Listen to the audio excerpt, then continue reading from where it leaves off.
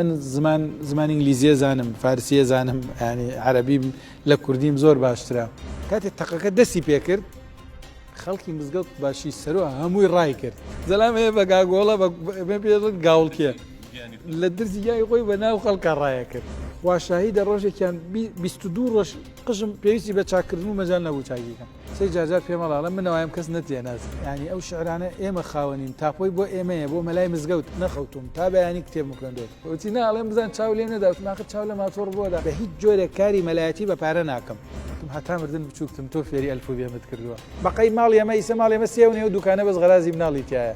لە وتارێک ئەڵەی پێویستە مامۆستایانی توندڕەویش هەبێت. مامۆستای وایە پەنجە ڕاوەشێنێ و قساکە نازام چی و خەڵکیش یەک دنیا دەستخۆشی بۆ چێ. ئەو حرەکە من بیکەم خەڵک هەزار جنێومەدات. جوبرەئیلیش ناتوانێت کەسێ وا لێ بکات شوونەکە. وتی وەڵڵا سەلام لێت کرد جواب نەدامت.